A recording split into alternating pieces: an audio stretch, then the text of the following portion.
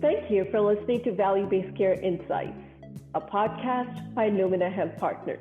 I'm your host, Shelly Chopra. The series is for healthcare leaders and organizations navigating the journey to value-based care and the ever-changing landscape of our healthcare industry. And that could not hold more true than the times we're in right now. Our goal in this series is to bring to you disruptive success strategies for healthcare organizations, leveraging our experience and having worked with some of industry's top experts and thought leaders. And before I get into today's episode, I'd like to invite you to leave us a review on Apple Podcasts and let us know what you think about the episodes and other questions that are top of your mind. With that, I'd like to welcome my co-host, Dan Marino, Managing Partner at Lumina and an industry thought leader for value-based care. Dan, welcome. Hi, Shelly. Happy to be here. So Dan, here we are in November. Almost 7 months since we as a country and as healthcare industry have been navigating the new landscape with COVID-19. We have shifted to manage the influx of COVID patients, and healthcare organizations are pivoting to adapt to the new normal, new reality that the COVID has brought forth, not only in terms of the mix of patients we're receiving, but how the care is being provided. And more so the impact of that has had on healthcare operations, the financial baseline, and even relationship with the payers. What are your thoughts, Dan? Delivering healthcare services within our COVID pandemic has definitely highlighted a few necessary changes in healthcare. I think one, really expose the limitations of fee-for-service reimbursement. And as we all know, fee-for-service is the predominant way that we all get reimbursed. You're basically reimbursed for the number of patients that you see. Well, when those elective procedures and elective surgeries for hospitals decreased, so did the revenue and the income for many of the surgeons who perform those services. So that's really the first thing. The second thing that it's highlighted is there was a necessary shift, Shelly, going from the acute arena or the hospital for surgical services to the ambulatory or outpatient arena. And that shift in site of service, I think both is an opportunity and a challenge. And then I think a third thing that it's highlighted is it's not all about seeing the patient when they present to the office. We had to actually use technology. We need to actually engage patients differently. We had to use other innovative approaches in order to connect with patients. You know, Dan, the shift in the site of service, it is not necessarily a new concept in the healthcare industry, but being forced into it where the healthcare organizations had to quickly adapt to making that shift. It's fascinating to me that you mentioned this is an opportunity and a challenge for providers. How so? Well, I'll tell you, this shift in site of service really caught a lot of providers off guard. Mm-hmm. They weren't prepared from a payer reimbursement or managed care contracting perspective. So when they had shut down a lot of their inpatient services and they had to now shift some of those services to the outpatient arena, say for instance, colonoscopies, the level of reimbursement was anywhere between 15 to 30% less. The opportunity that the providers have is that they can provide these services on an outpatient arena at a lower cost point than they could from an inpatient perspective. But if they don't negotiate some type of a payment differential, the reimbursement that they're going to get from the payers is going to be considerably less. Payers want to see a lot of these services done in an outpatient arena because the costs are less.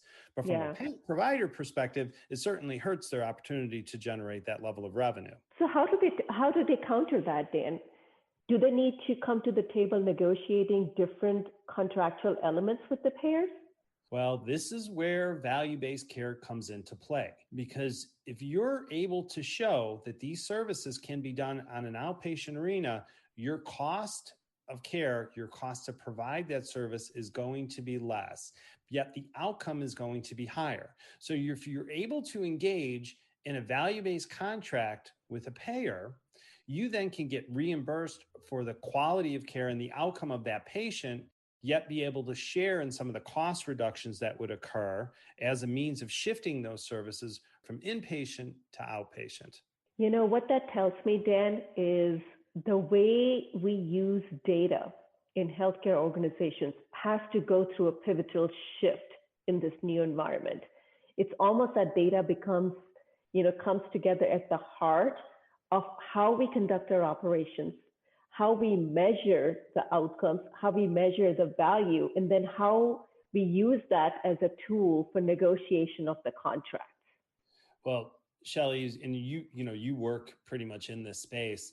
Yeah. Data is become even more and more important as we're managing through the COVID pandemic, and especially as we start to see the surge in many of the states right now. Understanding what's occurring with these patients, understanding how we manage the different shifts in patient, just understanding how we can provide that level of access is all going to be driven off of the data. And then on top of that, it's not only the data, but it's going to be how we use that within care management, how we use that within patient engagement, and leveraging our technology to really support and provide the care that we need to provide to our patients. Another trend that I've seen is absolutely the usage of data, but also the usage of new technologies that the healthcare systems have had to adapt to manage patient engagement, to manage patient access, to really manage, how they connect with the patients and provide care. For example, the telehealth technologies. Though many organizations had dipped their toes into providing telehealth services, our new reality with the COVID almost made it a necessity. In fact, it was promoted and compensated by the payers for the healthcare systems to really adapt the healthcare technology using telehealth. Easier said than done in some cases, because that requires change of your care model, change of how providers and the support staff really adapt to those technologies, how patients adapt to those technologies, and how do you then collect the data and measure the various performance metrics using the telehealth technology. So it was a very big shift in the way providers connected with the patients using the new technology. It's probably the biggest shift that we've seen. For one of my clients, as an example, and this was a large health system on the East Coast, they went from doing maybe 200 telehealth visits a week before COVID to over 5,000 within the first month and a half. Just an amazing increase in the number of telehealth visits.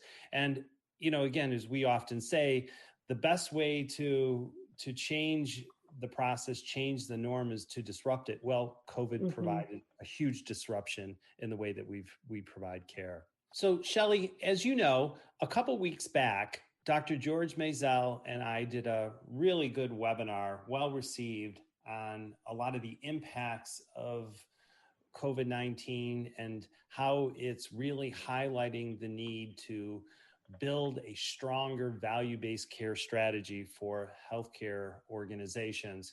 We went over 4 action steps, and I thought it would be great to play for our audience a couple of those action steps that Dr. Mayzell highlighted, because it really does support a lot of the things that we're seeing. And I think a lot of the things that you highlighted around data, incorporating shifts in site of service, as well as then helping organizations think about how they need to position themselves differently going forward in a value-based care environment.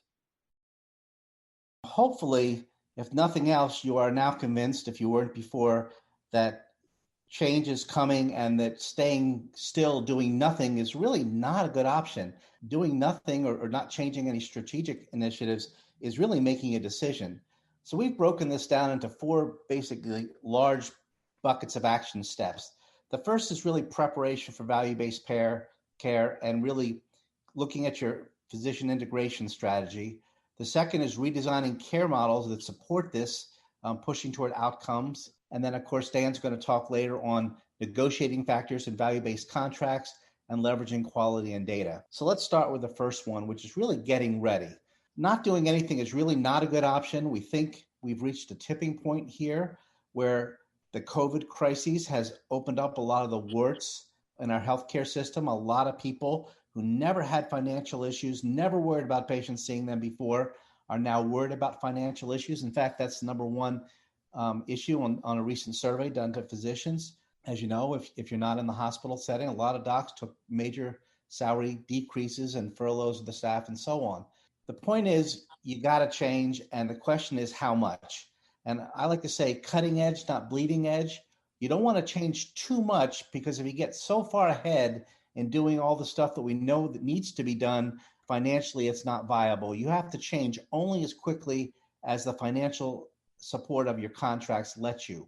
But you got to be ready, and you got to start doing infrastructure deals.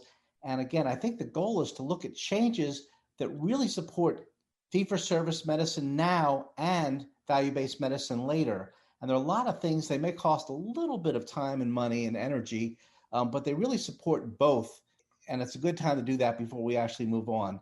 The other point I want to make that I've noticed over the years is early innovators often get the best deals. So you may not want to be the absolute first in, but you certainly don't want to be the third, fourth, fifth, or last. Because if you're talking about payer relationships and other issues with other physicians, you've got to be at least near the front of the line. So what's happening now? Payers are really doing very well. The COVID thing has been a windfall for them. But even before the COVID, payers were kind of winning the fee-for-service game. And you can see this quote. Basically, they're slowly cutting fee-for-service prices or reimbursements, slowly but surely. And you're probably not aware of it, but some of your contracts are probably what we would call underwater, and in fact, actually losing money. This can be at the hospital setting, where they may or may not have any choice over self-pay, Medicare, and so on, or even Medicare. But even in the practice setting. So it's imperative that you understand where you are and understand that staying fee-for-service with fee structure slowly decreasing is really not a good option. And in lean, we call this kind of the boiling frog, where if you throw a frog into boiling water, they jump right out. But if you put them in the water and it's lukewarm and you slowly turn it up, they probably don't jump out. So the slow change is sometimes not as noticeable, but the results are the same. So it's really about building infrastructure and capabilities and really understanding where you are. So we'll talk a little more about this, but understanding your current contracts, sharing data, and being open and transparent, at least inside your practice and possibly in a larger group. Set up physician incentives. A lot of folks are doing that now with all productivity incentives, but that really hurt physicians in the COVID crisis when volumes went down. So I'd encourage you to use a mixed formula of RVU or some other incentive productivity payment, but also add quality metrics, patient experience, utilization, costs, quality outcomes into the metric set as a way of getting ready for what's going to be reimbursed in the future. When we look at value-based care, one of the things we say is no outcome and no income is no income. So you've got to start thinking about what kind of outcomes you're getting for your patients and starting to those incentive programs now. So you're measuring, your baselines, and getting docs used to seeing those metrics is critical. The same thing with staff. This is a team sport. It didn't used to be, but it is now. So include your staff in understanding the metrics and transparency and even some incentives. Utilize advanced practice providers, and we'll talk more about that later, but that's a critical piece of the future. And again, moving toward team-based care, where everybody's doing what they can do to help the patient get a better care experience and a better care outcome at the right cost of resources. So all that's really critical. This stuff seems obvious, but a lot of groups are running so fast and hard that they're really not spending the time to do this. I labeled this, "Are you as good as you think you are?" Because most physicians, almost all physicians, really think they're doing a great job. And you know what? They may be in the patients that they're seeing, but they don't always know about the patients they're not seeing. When physicians were asked, how great a job are you doing taking your diabetics? All of them said yes, because nobody went into healthcare to not do a good job. But when we actually looked at the data, only 35% of them were actually getting A1Cs as needed. And the reason was patients were not coming in, they're getting lost to follow-up. In an acute care world, they weren't always doing a great job with preventive care. So this is where looking at data, running information on your diabetics, using the managed care data to do preventative care, watching for immunizations, and so on. The other piece that was always interesting when I was in the CIN world was about referring to specialists. Often it was surprising. Physicians often didn't really understand the quality of the specialists they were sending to. Sometimes they did, but from a data standpoint. but they almost never knew the cost of the specialist. And sometimes they often knew the experience that the patients would come back and report. So you are your specialist. So if you're sending out to specialists that do a great job on all aspects of care, that's going to reward you. If you're sending out to specialists that you play golf with and have lunch with and you really like, but is very high utilization and so on, that's not going to serve you well in the future. So you really got to start looking at the data. So that's really where it comes down to understanding your metrics. And this is one of the things that I'm always surprised at. Healthcare has done a very terrible job at understanding cost. And this includes the hospital and the outpatient. The hospital understands cost in the aggregate, but they rarely understand the diagnosis level or the patient level. The other thing I've always been fascinated by, where a lot of procedures are done in the office, a lot of docs take time to do hospital rounds, whether they're social rounds or actually admitting their own patients, and of course, seeing patients in the nursing home. All these things are great things to do, but you do have to understand of what it costs you and what the revenue is. And again, you may make a decision to do it, even if it's not financially viable. That's absolutely fine, but you should make that with open eyes so you at least understand what the implications are.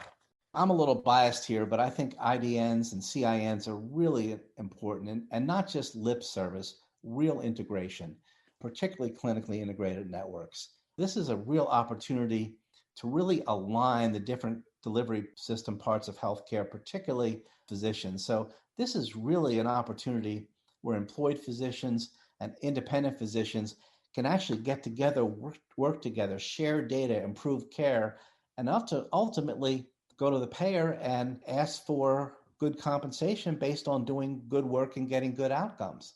So this is where you can work as a virtual group, use data to improve care and quality outcomes. You can do some community benefit, and you can share some costs inside of the network. This also brings up a critical piece, which unfortunately we don't have a lot of time to talk about here, but it's really understanding who your network is and who your network of providers is. This is where the leakage and keepage piece comes into play. You want to be able to know who you're referring patients to, either hospital or physician. You want to understand the quality of care, and you want to be able to measure it, and you want to be able to share information back and forth seamlessly. So really understanding who your network is becomes absolutely critical. As we look to the future, we're really moving there. I think this COVID crisis has really told us that, we really need to consider these other payment models. The hospital and hospital systems that were capitated or had great risk arrangements really have fared much better than some of the systems that were fee-for-service out there, because again, these are prepaid for care and not truly based on volume. It may be a little artificial, but it certainly has shed the light on the situation. So things like shared savings, pay for performance, bundling may or may not come back into vogue. It's kind of backed out a little bit, but may come back. And then I think we're clearly moving to partial and full risk and what I'd labeled as OWA, which is other weird payment arrangements. Certainly lots of opportunities to get into a position where we're actually getting rewarded for providing good integrated care. And that's really what we're all trying to do.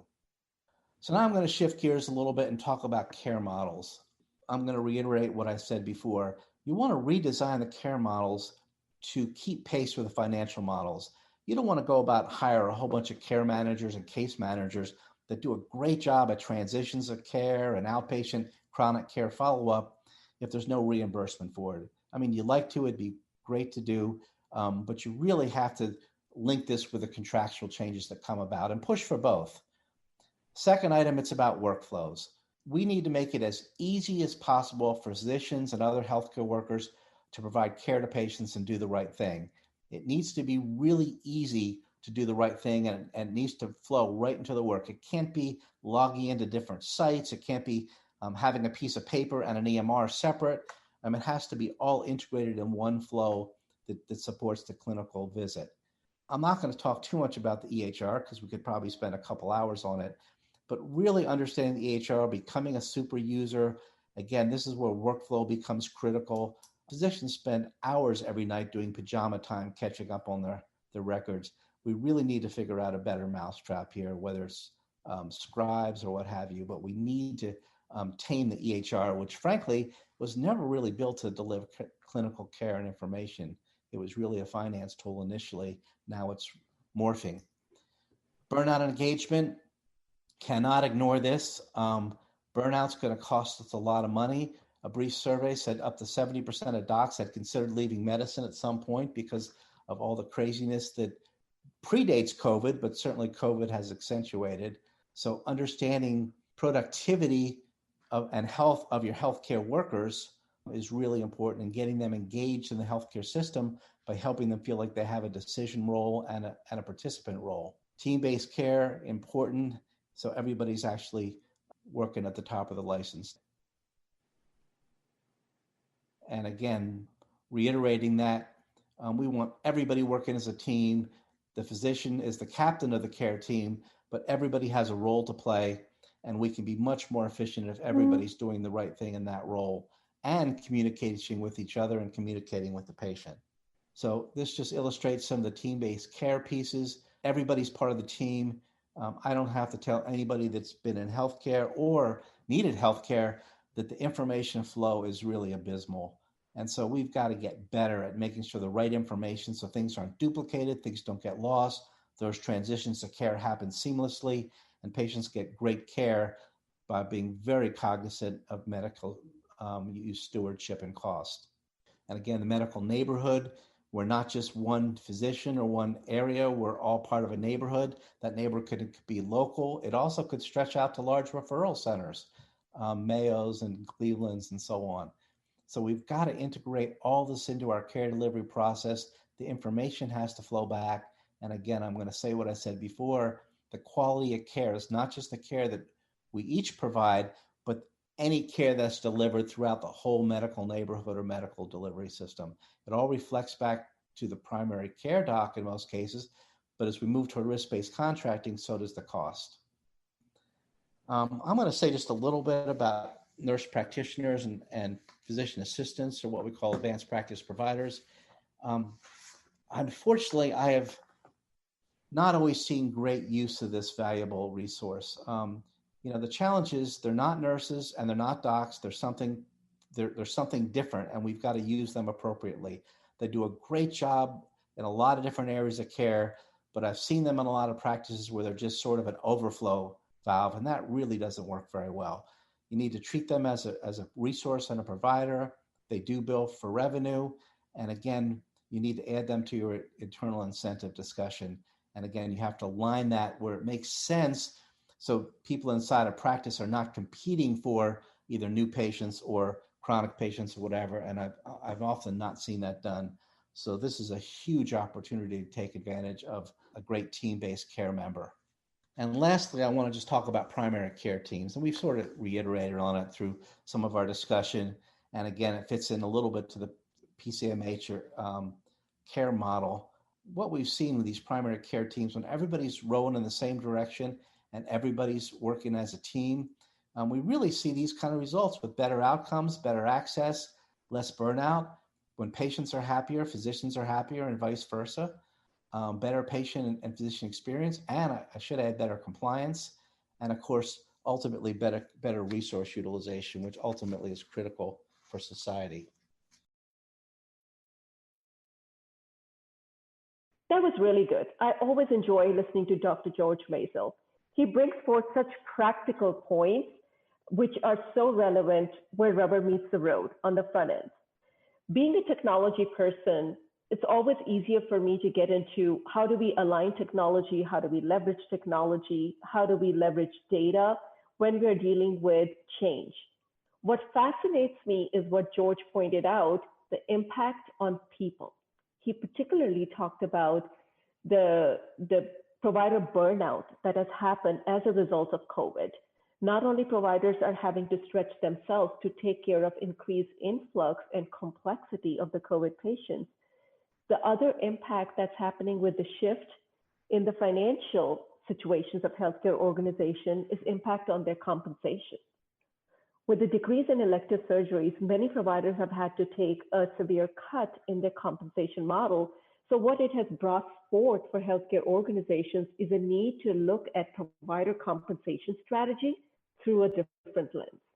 How can they shift the model where providers still have a skin in the game, still have a say and control of the outcomes, and get impacted for the work they are providing. So shifting maybe from a standard RVU-based model, which is atypical in fee-for-service environment, to perhaps a more tiered, to perhaps a hybrid approach to compensation model that also rewards the providers on the value they produce, the quality outcomes, and perhaps certain other metrics that are relevant in the value-based care environment. Well, you're absolutely right. Form follows function. If providers are going to start to shift into value-based care, the reimbursement, the compensation structure has to support it. And I do believe the time is right. As you pointed out, and Dr. Mayzell spoke about this in the webinar, if provider burnout wasn't high enough before COVID, now you layer on top of the fact that they have to manage COVID patients and the stress associated with that. They're also worried about shifts in their income related to decreases in the number of elective procedures and just the pressures related to fee-for-service. Yes, it's provided enormous strain on providers. And the best way to be able to support that is by creating a different type of reimbursement or a different type of incentive that will come from value-based care.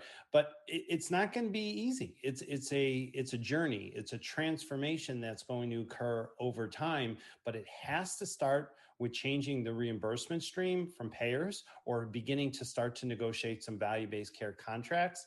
That will then propel a lot of these new ACOs or clinically integrated networks forward and be able to align all the providers around a common goal. Absolutely. And part of the transformation is leveraging data to create that buy-in.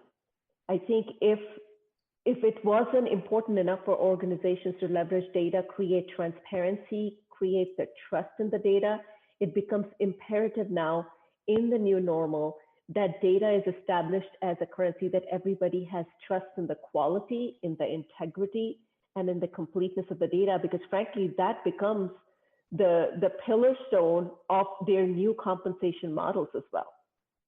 If there is one area that I hope providers really focus a considerable amount of change within their organization, it's really how they look at data. And many organizations are still very reactive on the information that they pull together and how they use that information.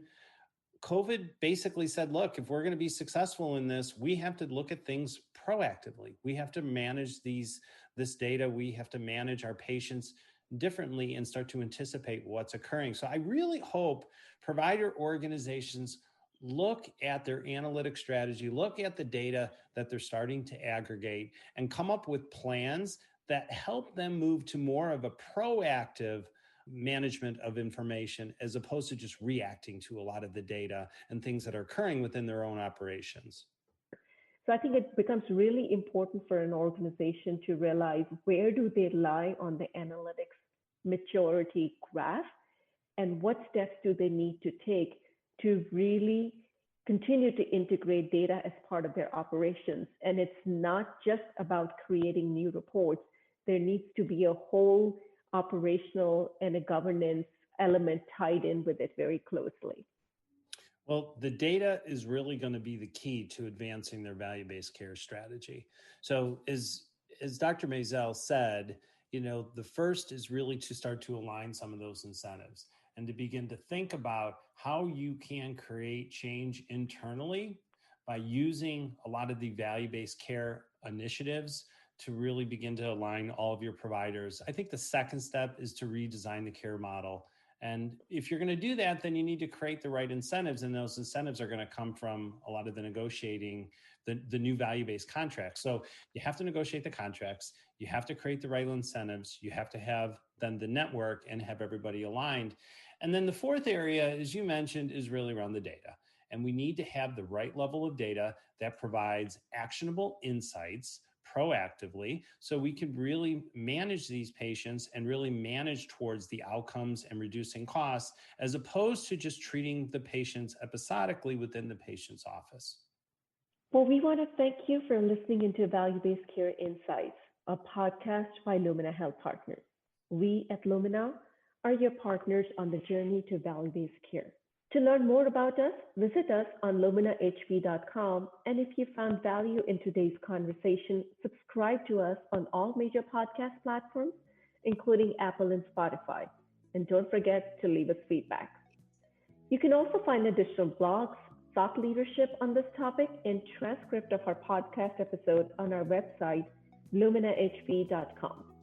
Join us again next time wherein we invite several of our colleagues and industry thought leaders in continuing our deep dive and talking about the new trends that are emerging as organizations navigate the new normal. Until then, have a great day and stay safe.